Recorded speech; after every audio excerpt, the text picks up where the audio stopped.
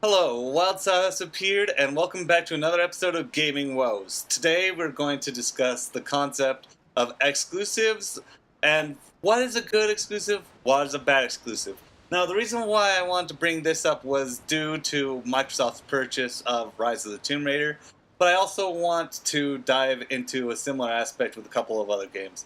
So, to begin, I want to explain this controversial opinion of mine, and that I think that console exclusives, the only way that a console exclusive can be any good is if it's a first party developed game, if it's first party licensed, if it's has a first party publisher just slapped on the box from the first game onwards.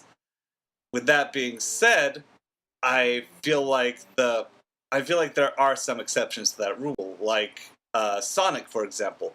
Sonic has been bought by Nintendo, which, oddly enough, I find perfectly fine due to the fact that they initially started around the same time as Sega Sony conflict in back in the '90s, and with that, Sega's been around for a lot longer than than Microsoft or Sony. So it really sort of just feels like if they were to sign exclusive, that would probably be the platform for them. So I ultimately feel just fine about that particular fiasco. Now, granted, a lot of people can feel differently about that, and I understand. I understand perfectly. If anything, it should not be exclusive to anything. But since they ultimately admitted to selling their IP in a sense, I mean, Sega still technically owns it, but regardless, this is ultimately irrelevant to the conversation, which is going to be focusing primarily on situations similar to Rise of the Tomb Raider, which is a terrible name, by the way. I mean, next thing you know, what's going to be next? Rise of the Dawn of the Tomb Raider? Yeah, that's a good reference right there. Anyway, I feel like there should be a tie-in to first party when it comes to exclusive games. Like Halo. Halo has no business being anywhere near PlayStation. Simply because of the fact that Microsoft was involved since day one. They were the ones who offered publishing support, etc., etc. It's their IP. There should be no there should be no obligation to push it onto the console of their competition. Absolutely not. I detest that sort of concept.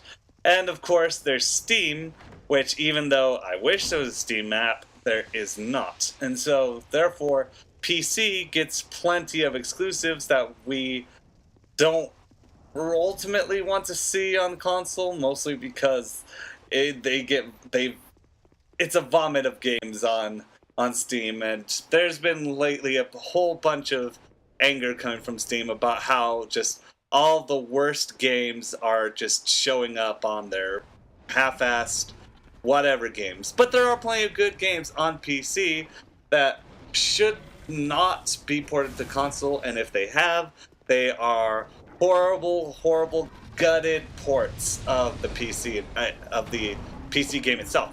And one example being The Sims, another one being Civilization 5.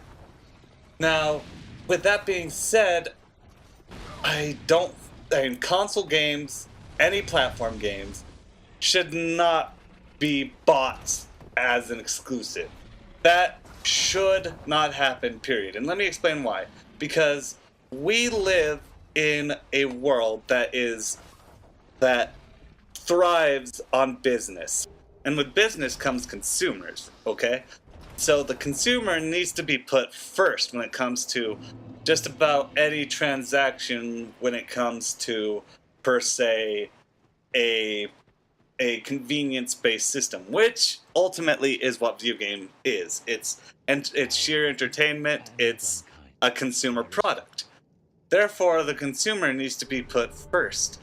And buying out exclusives from all other platforms. Now, granted, this is strictly referring to video games that the first-party console has had no affiliation with up to this point. they don't deserve to buy out fucking anything. They don't deserve to put exclusive content from a game they have not worked on, from a game that they have contributed nothing to other than dollar bills. Now, let's be honest. There is going to be a minor amount of this money being contributed to the game.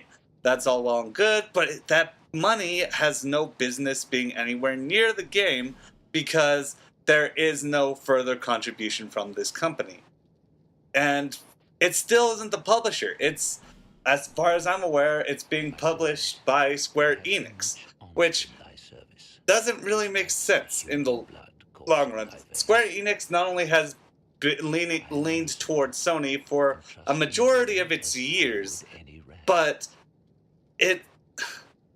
it's promoting a product that was advertised at a Sony conference. The Sony conference at E3 was where it was first revealed.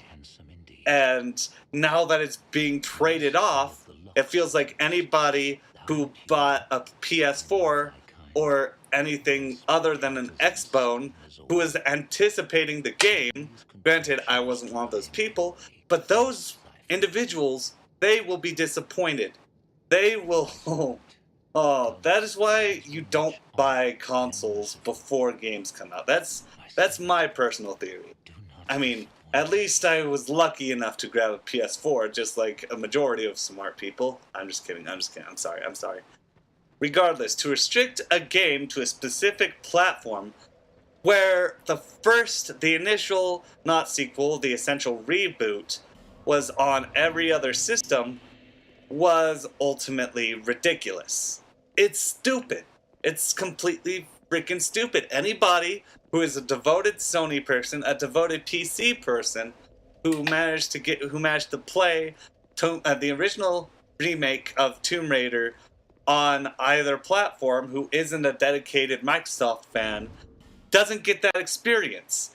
And to be honest, they can't have that experience if they can't afford to buy an Xbox One, or if they aren't willing to essentially put another 300 bones on it minimum. Well, actually 400 bones, regardless. It's ultimately like ransom. It's ransom because of the fact that they say, hey, you liked this first game, right? You liked it? Well, here comes a sequel. Whoops, looks like you gotta go put your money over here. Looks like you'll never get to play it again unless you buy our system. For $400, you'll get your precious Tomb Raider IP back. And that's not fair to the consumer. It's not right to treat your consumer that way. It's a slap to their fucking face and saying, hey, you need to not be a dedicated consumer to anybody. You need to dip your hand in every pool. You're giving them money? No, give us some of that. It's not fair. It's bullshit, and you should not have to stand for it. None of us have to until this shit happens. We don't want this shit happening anymore because what they are doing is nothing short of bribing the fucking publisher and developer of that game. Why would you... Why? Why is this even a fucking question? Look at Bayonetta 2. Granted, I feel like Nintendo is doing well with the IP, but Bayonetta was on every console. Every console except for the Wii U. Except for the Wii. And now it's coming out exclusively for the Wii U. Bayonetta 2. You would never expect to see that. Not only would you never expect to see that, but once again, you're having to dive into the pockets of another company to continue enjoying what you enjoyed before under another individual supervision. Now you've got to dip your hand in everybody's fucking wallet. You gotta throw your wallet away into the void to continue playing IPs that you love. Now, a majority of IPs that I've played personally, they aren't affected by this because they're third party, but I fear the day that there is a sequel to a game that I like on a platform that I can't get. That is not fair to me or your fan base. And the game will sell fucking poorly. It doesn't make your business any better buying IPs, just ripping them out. While the fucking sequel is being confirmed to be made for all other platforms. It's absurd. It's stupid. We shouldn't have to stand for it. And therefore, if you don't have an Xbox One, then don't get it. Don't get it. Don't let them treat you like this. That is the only thing we can do, but it is a powerful thing we can do. We can show them what we can do with our fucking wallets. They can stuff them. Anyway, I think I'm going to leave it off here. Ultimately, yeah, moral of the story, unless a party works on a game, they have no right to touch that IP and say, hey, it belongs to us now. That is mob rule, that is bribery, that's ransom. And you don't have to stand for it. None of us do. Stay wild.